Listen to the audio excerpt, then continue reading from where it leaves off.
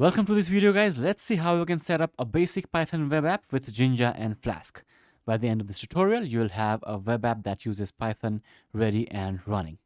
So first, open your editor. I have Visual Studio open here. You can use anti-gravity, cursor, or whatever you want. Go to File, click on Open Folder, and go to wherever you want to create your project. I'll just go to Desktop, create a new folder. Let's call this project my web app. You can be more creative with the name if you want. Now just click on select folder and this project folder will be open in VS Code. Now the first thing that you should do with any Python project is create a virtual environment so that you can have project specific dependencies and project specific Python versions in that virtual environment.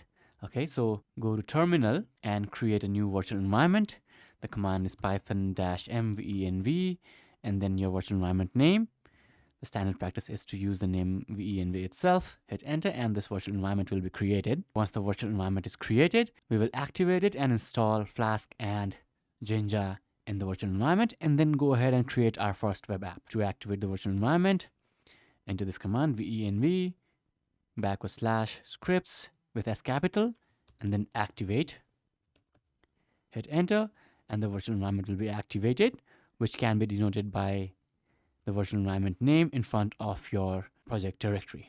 Once you have this, you can now go ahead and install Flask and Jinja in this virtual environment. Now first, let's install Flask. Pip install Flask. Okay, once Flask is installed, we can go ahead and create our project files. First, let's understand the project directory first. You need to create an app.py file, or you can give it any name, which is like the main application file of your Flask project. Okay, and then there is a directory which is called templates.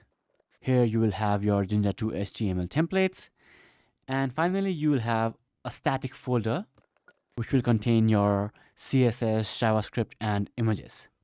Okay, so inside the app.py file, you'll have Flask routes. Let me minimize this by pressing this control and this tilde button. And now you can have your Flask code here in your app.py. Now, inside the templates, you will have your pages and your UI. So let's create a file inside templates and call this base.html. And in the base, just have your HTML code with Jinja style data blocks like these, okay? Like these two here. And once we have the HTML and the app.py ready, let's try to run this.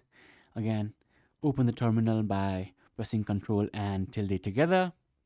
And let's run this Python app.py, hit enter. And we have a development server ready here. Just Control, click on this link, and this link will open. And you get this error, template not found, index.html. Now, we have created a base template, right, which can be used in all our pages. So base template is like the footer or navigation bar in our website. Okay, so what we do is we just create a base template and we include it in all other templates so that we don't have to write it again and again. But by default, what we are doing here is we are searching for index.html, but it does not exist in templates folder. So let's go ahead and create a simple index.html. Let's go ahead and create index page inside our templates, index.html. And here you can extend the base.html file, which is this, and it will contain this title, this link, and there'll be a basic body. And after that, you will have some code here itself. Okay, what we are doing is we are passing this list with items like apples, bananas, and cherries to this index.html page. And in this index.html, we are getting those items and showing that items in a list.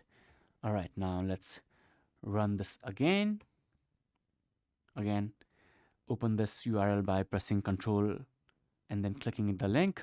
And this time the page works perfectly, and here you see your page and this Flask plus Jinja app, this title, it is provided by base.html here.